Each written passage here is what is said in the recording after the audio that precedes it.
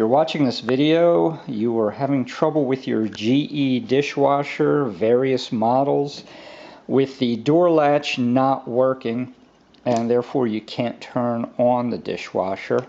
And if you look closely, what you'll find is the striker is going underneath the latch instead of engaging the latch. Sometimes it'll catch, sometimes it won't. And when you open the door, a lot of times you'll get that loud snap sound, like that. And what this is a design flaw.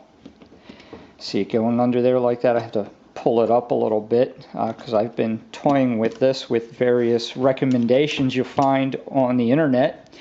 And if, like me, you do your internet search, you're getting all kinds of vague responses. You're getting lift up the door to engage it, which will work, but when you let it down, it's going to drop down, and then you're going to be getting that snap sound when you unlatch it.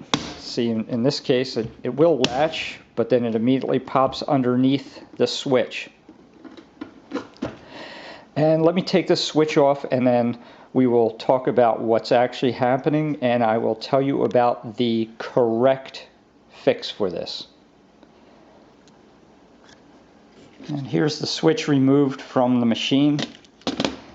It's simply two screws, Phillips head screws that are underneath there. Just undo them and the switch will come right off. Obviously the machine has to be pulled out from the counter.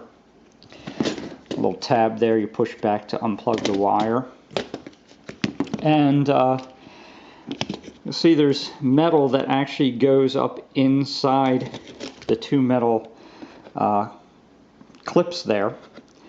And over time with that, you heard that snapping when you try to open the door. Eventually these will shatter and you'll just have a piece of bare metal there that will get bent up, etc. And then the switch is totally shot and needs to be replaced. Problem is, I don't know if you have this problem on the stainless steel tubs, but with the heat and the pressure of this striker, etc., on the switch, that this becomes slightly flexible and starts to flex up a little bit. And you will hear people say, what you got to do is bend this down, and that will kind of sort of work, and that's why my switch kind of sort of works right now, because I originally did that. All this probably could have been avoided if GE had made this brace go straight across instead of having a break in the middle. Also, this area here probably becomes just a little bit flexible, a little bit of movement, and they just designed it with a little too much clearance down there. Another solution that you may have seen is they'll say put a shim underneath the counter to keep this pressed down, and that can work to a certain extent. But the real solution is to buy yourself a new switch. But not just any new switch. You want to get the new version of the new switch. Now they look identical to you, but if you flip them over, and I will show you, you will notice that they wised up and they extended the prongs on the new switch so that the new switch is wider than the old ones, extends down a little bit more. Now, but when you're ordering, you want to be careful. You want to the WD01X29878 switch, which replaces the old duds. You will find plenty of these for sale, especially if you go on to eBay. There's going to be people selling their old dud switches after replacing with the new one and screwing you over. Be careful. And sometimes you will see this new number listed with the old switch. Look at the picture. Do you see that lip on the bottom there? If you don't see that, don't order it, because you may get the right one, you may not. Be very careful, because there's plenty of people who said, you look online, I put a new switch on there, it did not solve the problems. It's because they wound up with just another one of the old switch. So you want to get the new switch on there. And in this case, what I ordered was supply and demand. This was on Amazon. This was 25 bucks, which is half the price of the GE, genuine GE, and it is literally the exact same item. So, you know, just look on Amazon. These are available, quick and easy.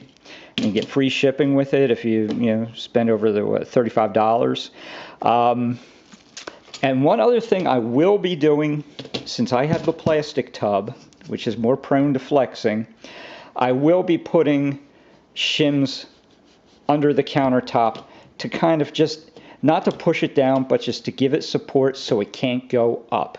And my countertop, like most of them, it has a lip here and then it's hollow when you get back beyond the lip.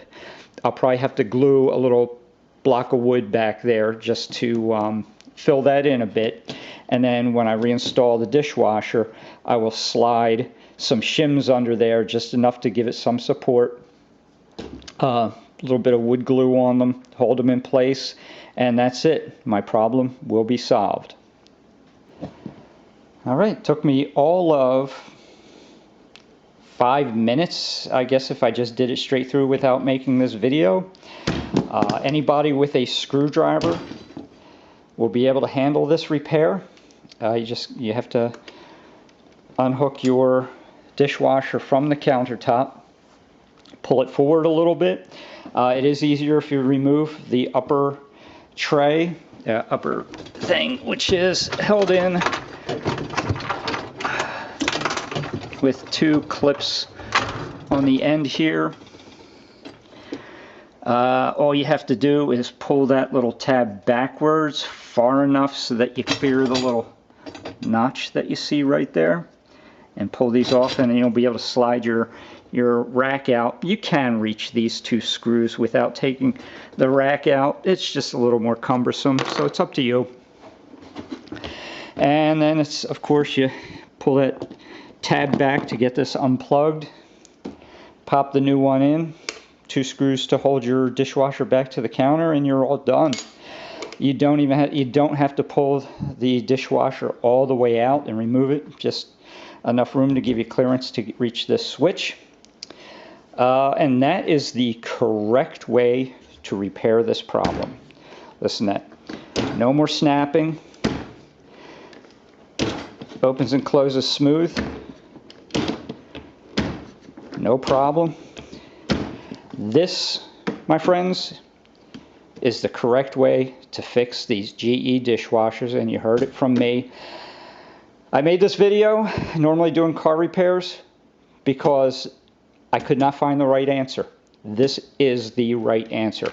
Make sure you get the right part.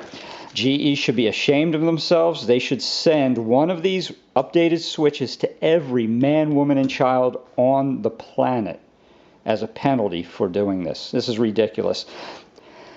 I hope this video helps a lot of you people out there and gives you the correct answer that you needed. And I hope this fixes your problem and that your dishwasher will be trouble-free here on out. If you like my video, please like, share, and of course, please subscribe. Thanks for watching, and I will see you next time.